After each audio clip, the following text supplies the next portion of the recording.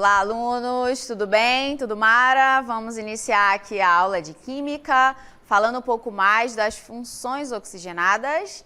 Eu sou a professora Yara e vou acompanhar na aula de hoje. A professora Darlinda e a professora Cristiane vão estar lá no chat para qualquer dúvida, tá? Vocês deem uma perguntada lá, faz aquela pergunta sutil do assunto, né, de funções oxigenadas. Bora dar uma olhadinha aí na aula de hoje, olha só.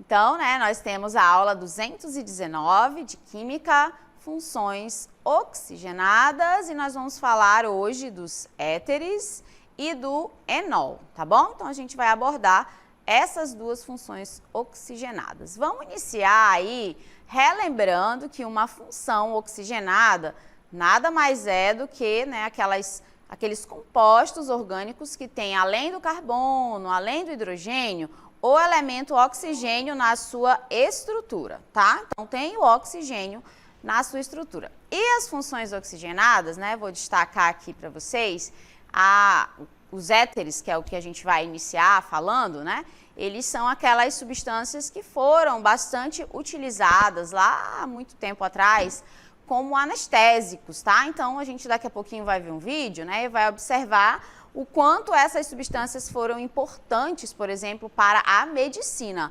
Sem a utilização de alguns ésteres, tá? De alguns éteres, melhor dizendo, éter, tá? Não vamos confundir, porque tem essas duas funções com nomes muito parecidos, né?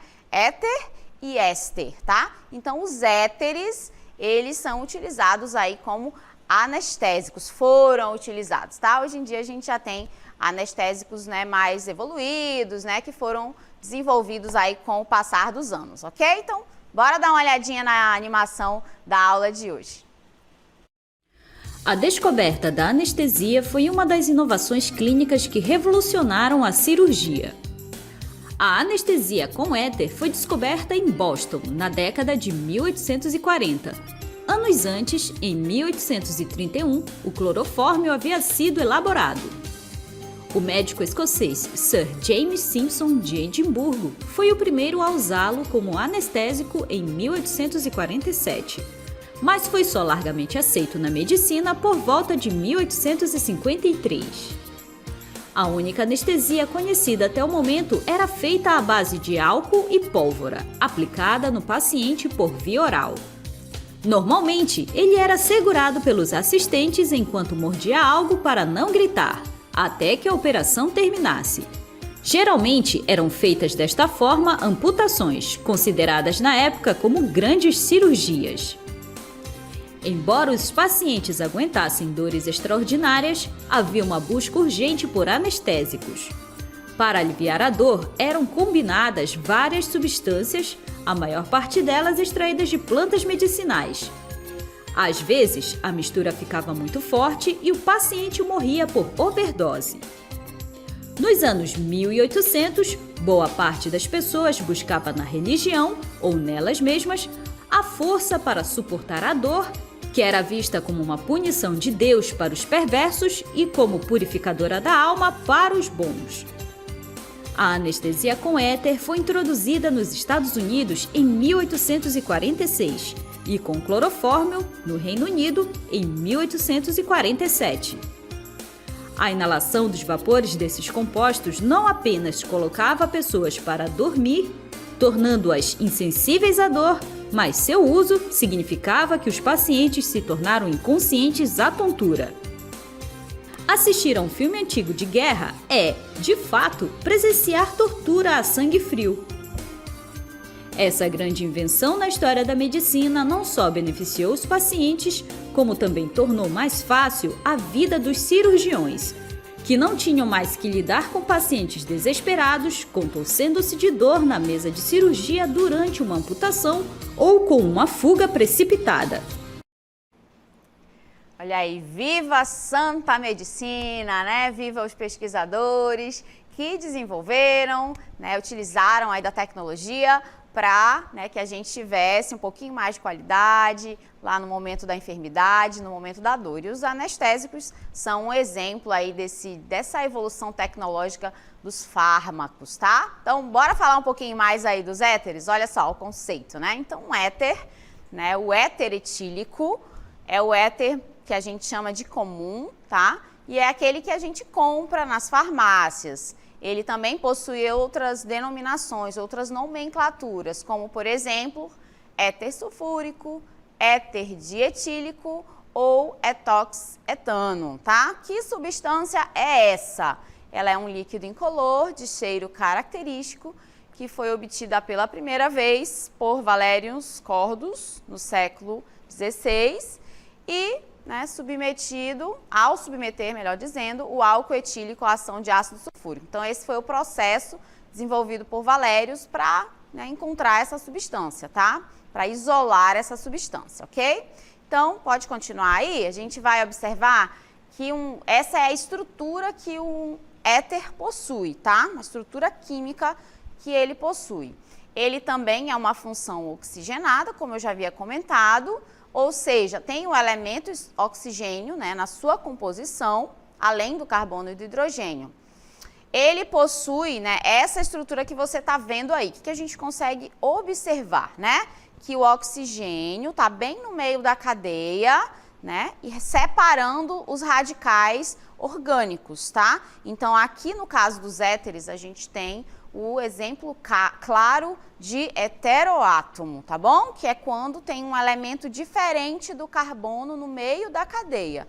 No caso, esse elemento é o próprio oxigênio, tá bom? Então, ele tem que estar ali, ele tem que aparecer no meio de radicais orgânicos, tá bom? Esses radicais podem ser qualquer um daqueles que a gente já trabalhou e vou trazer alguns exemplos aí para que a gente possa ver bem, né, perceber bem, observar a presença desse heteroátomo, ok? Vamos começar aí com exemplo, olha só. Então, os primeiros exemplos, tá, são esses que vocês estão visualizando aí, a estrutura que a gente está observando e, logicamente, eu trago os exemplos dos anestésicos, né, utilizados, como a gente já viu no vídeo. E o que eu consigo observar? A presença do oxigênio no meio da cadeia, como um heteroátomo, tá bom? A mesma coisa aqui, ó, o oxigênio no meio de carbonos, tá? Como um heteroátomo, ok? Então, aqui nós temos dois exemplos de éteres, tá bom? A nomenclatura, gente, ela é bem diferente de todas aquelas que a gente já vem trabalhando até agora. Bem diferente mesmo. Todas as que a gente vem trabalhando, a gente fala para vocês prefixo, infixo, sufixo, né? No caso do éter, não. A nomenclatura, ela funciona dessa maneira aqui, a nomenclatura IUPAC. Prefixo do radical menor, então a gente vai olhar para a cadeia, vai identificar quem é esse radical menor, vai acrescentar o termo, né, o finalzinho, oxi. Então, radical menor mais oxi. Depois a gente vai pegar o radical maior da cadeia e acrescentar, né, o infixo e a palavrinha O, tá bom? E aí essa nomenclatura, como já vim comentando, a gente precisa necessariamente identificar quem é o ligante maior, quem é o ligante menor, para que a nomenclatura dê certo, tá bom? Então, vamos lá para os primeiros exemplos de nomenclatura de éter. Não é difícil, ela só é diferente do que a gente já vem trabalhando com vocês, tá bom? Olha só o primeiro exemplo dessa nomenclatura.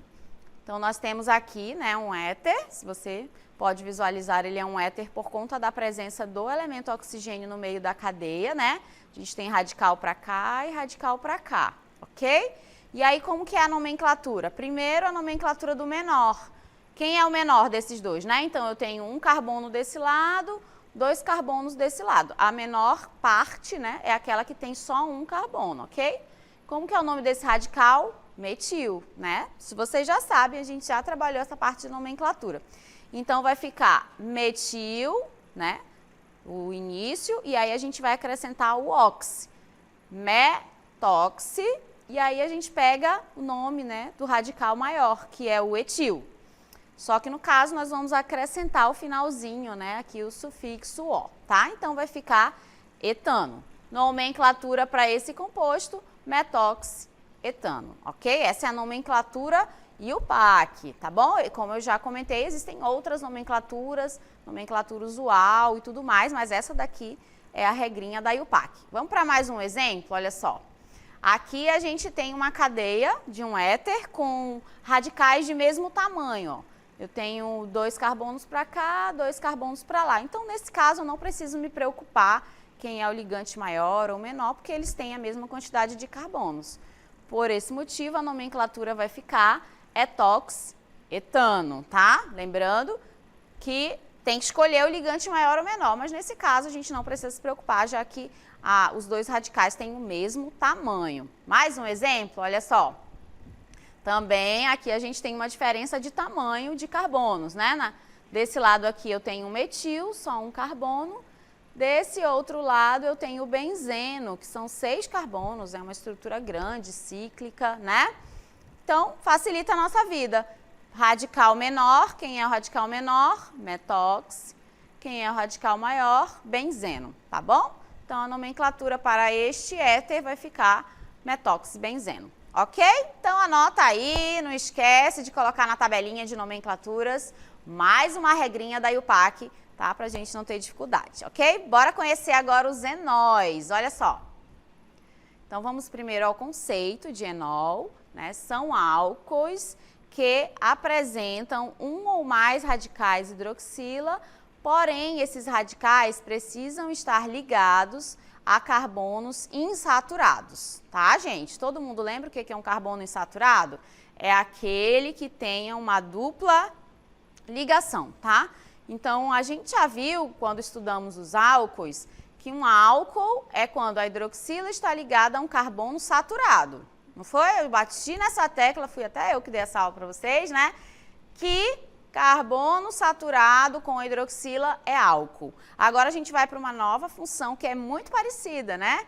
Hidroxila ligada a um carbono insaturado, ou seja, que tem a dupla ligação, tá bom? Bora dar uma olhadinha aí no exemplo para a gente não ter dificuldade na hora dessa identificação, tá bom? Então tá aqui.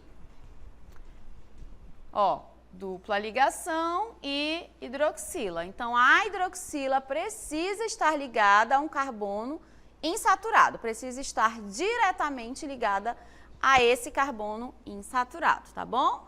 Olha onde está esse carbono no caso do propeno, né? No caso do propeno, a hidroxila está ligada ao carbono insaturado. 3 carbonos, prefixo prop. Tem uma ligação dupla, então o infixo é o -en e o sufixo para álcool é a terminação -ol. Isso a gente já viu, né? Não preciso ficar repetindo, né, essa nomenclatura aqui. A gente já viu essas nomenclaturas de prefixo, infixo e sufixo. Mais um exemplo, hidroxila ligada a um carbono insaturado, novamente, tá? Esse composto aqui se chama X3N3ol, tá bom? Lembrando que cada uma partezinha dessa que eu li, né? X quer dizer a quantidade de carbonos, o en quer dizer que tem uma dupla ligação e o ol quer dizer que é um enol, tá? Que faz parte do grupo dos enóis, tá bom? Primeiro exemplo que eu trago para vocês de enol é a vitamina C, tá bom? A vitamina C é um composto que tem na sua estrutura esse grupo funcional, tá bom? Que é o enol. Ela apresenta 2 hidroxilas ligadas a carbonos insaturados, né? Que classifica esse enol. Porém, como ela tem um anel, né? Como ela tem uma estrutura cíclica, acaba estabilizando essas ligações duplas, tá bom? A vitamina C, olha só, ela é essencial para o nosso organismo, né, por diversos fatores, mas um deles é esse aqui, ó, a hidroxilação do colágeno, a proteína fibrilar, que dá resistência aos ossos, tá? Então, é ela que faz ali esse meio de campo, né, para ajudar a formação dos ossos, além de ser um poderoso antioxidante. Olha só como que é a estrutura da vitamina C, que a gente vai ver agora, né, antes da gente finalizar a aula com o vídeo. Então, nós temos aí a estrutura da vitamina C e eu quero identificar para vocês onde está, né, esse enol. Olha só onde estão os enóis aqui, ó. Hidroxila ligada a carbono insaturado. hidroxila ligada a carbono insaturado. Professor, e esses outros oxigênios? Aí não fazem parte do grupo dos enóis, são outras funções orgânicas que a gente até já trabalhou, tá bom? Na nomenclatura, pra gente finalizar, a nomenclatura a gente já viu, né? Que a nomenclatura do enol é a mesma dos álcools, prefixo, infixo e sufixo, ok? Para finalizar a aula de hoje, a gente vai dar uma olhadinha aí no vídeo com a professora Manu, de Biologia. Ela vai explicar um pouquinho mais por que a vitamina C é tão importante. Olha só. Olá, gente, tudo bem? Vamos falar um pouquinho sobre as vitaminas. As vitaminas são compostos orgânicos. Se são orgânicos é porque eles possuem carbono na sua composição e são compostos fundamentais para o funcionamento do nosso organismo. Nós podemos obter as vitaminas por duas maneiras, ou por meio da alimentação ou por meio de suplemento por comprimido, né? Dentre todas as vitaminas que existem, uma é muito importante, que é a vitamina C, também chamada de ácido ascórbico. E ela é muito importante porque tem diversas funções no nosso corpo, como, por exemplo, ajuda na cicatrização, na formação do colágeno, melhora a nossa imunidade, prevenindo contra doenças e atua também na absorção do ferro. E é por isso que quando a gente come uma feijoada, normalmente a gente come com uma laranja também, porque a vitamina C presente na laranja, ela ajuda na absorção do ferro presente no feijão. Além da laranja, nós podemos encontrar a vitamina C na acerola, no camu-camu, no limão e na manga. Existe uma doença causada pela ausência da vitamina C no organismo, que é chamada de escorbuto. Essa doença era muito comum na época das grandes navegações, quando as pessoas não tinham acesso a uma alimentação fresca. Olha aí, né, gente? Então, são alimentos comuns do nosso dia a dia que podem fazer parte aí da nossa alimentação, para que a gente possa aí suplementar essa vitamina que é tão importante, ok? Bora agora para a nossa dinâmica local interativa.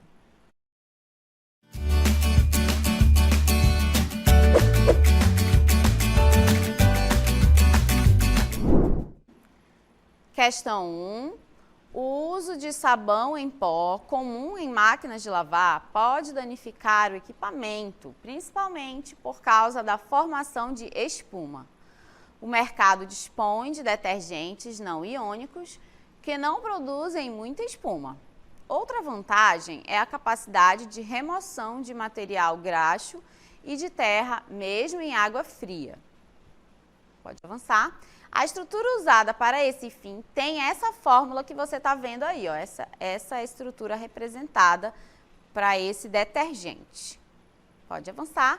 Sobre essa substância, pode-se concluir que ela é o quê? Né? Você vai observar aí as alternativas e marcar a correta.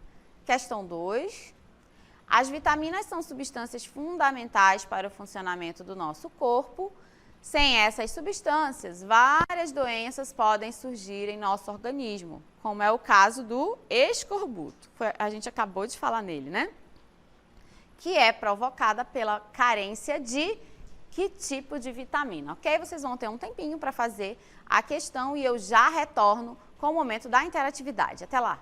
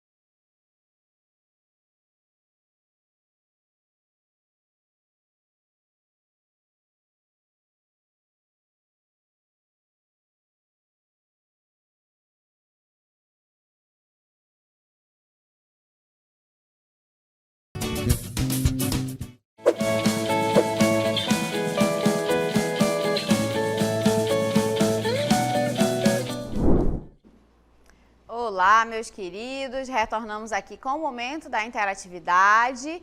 Caso você tenha dúvida ainda ou tenha conseguido realizar a questão, né, da DLI, coloca lá no chat que ainda dá tempo da gente fazer essa leitura, tá? Na aula de hoje, nós falamos sobre funções oxigenadas, que são aquelas que têm o elemento oxigênio na sua estrutura. A gente já falou de bastante função, né? Bora relembrar aqui algumas delas? Comentamos já sobre o álcool, sobre o enol, sobre acetonas, aldeídos, né? Na aula de hoje nós falamos dos éteres e também dos enóis, tá? Que são duas funções oxigenadas bem diferentes. Uma delas é um heteroátomo e a outra possui a hidroxila ligada a um carbono insaturado, tá? Na DLI de hoje, eu pedi para vocês identificarem os grupos funcionais, tá bom? Olha só a primeira questão que a gente tem aí da DLI, tem todo esse texto, né, que fala de sabão, de detergentes, né, essa evolução da indústria, né, dos produtos de higiene, né, de limpeza, e aí a gente percebe que os detergentes, né, esses mais sofisticados, foram desenvolvidos para que eles não fizessem tanta espuma, né, para não prejudicar ou para não danificar, por exemplo, as máquinas de lavar, né?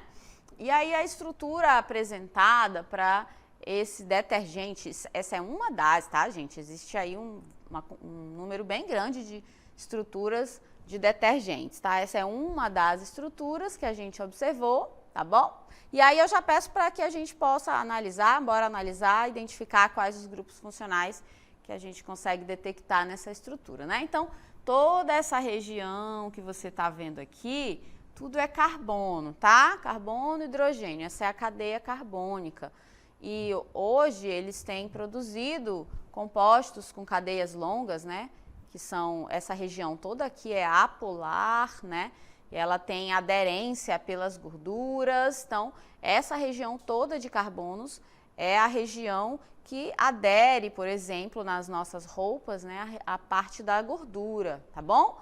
Diferente dessa região aqui da estrutura, que ela é mais polar, então ela se liga mais com a água, tá bom? Então percebam que na estrutura do detergente a gente tem as duas regiões, o polar e o apolar, tá? Por isso que elas são boas, né, para fazer limpeza, tá bom? Para limpeza, porque elas aderem tanto à gordura quanto à água, ok? E aí a gente vai identificar os grupos funcionais presentes aqui, tá bom? Então nós temos o primeiro, que é essa região que tem o elemento oxigênio no meio da cadeia, tá? Que grupo funcional é esse que tem esse elemento oxigênio no meio da cadeia? Que tem um heteroátomo, né? São os éteres, tá bom? Então aqui eu já tenho a primeira classificação, o éter. E aí nós também temos uma outra função orgânica aqui, ó, que é a hidroxila ligada a um carbono saturado. Não foi falado na aula de hoje, mas a gente já trabalhou, né? Então, hidroxila ligada a um carbono saturado é um álcool, tá bom? É um álcool. Bora lá para a resposta agora? Bora ver o que a gente tem de resposta para essa primeira questão. Pode colocar. Isso, né? Então, nós temos aqui, apresenta as funções éter e álcool. Vamos para o gabarito, né? Nossa resposta correta é a letra E. E aí a gente conseguiu identificar, né, as duas funções no composto, o éter e o álcool, ok? Bora para a segunda? A segunda é muito fácil, né? Ela foi até comentada no vídeo aí da professora, né, de biologia, a professora Manu. E a pergunta é: qual é a doença causada pela carência? Melhor dizendo, né? Escorbuto é uma doença causada pela carência de que vitamina, né? E a gente tem várias vitaminas aqui. Qual é a resposta correta para essa questão? Pode colocar aí a nossa resposta, é a letra C, vitamina C, né? O escorbuto é uma doença muito rara atualmente, dificilmente a gente ouve falar, mas ela já foi muito grave, né, na época principalmente das navegações. E os principais sintomas são sangramento da gengiva ao escovar os dentes, a difícil cicatrização, sendo o tratamento feito com suplementação de vitamina C indicada pelo nutricionista ou pelo médico, tá bom, gente? Então, por aqui nós ficamos na aula de hoje, falando um pouco mais de funções oxigenadas. A gente ainda tem mais algumas funções para trabalhar aí pela frente, ok? Então, um bom descanso aí para vocês e até a próxima aula.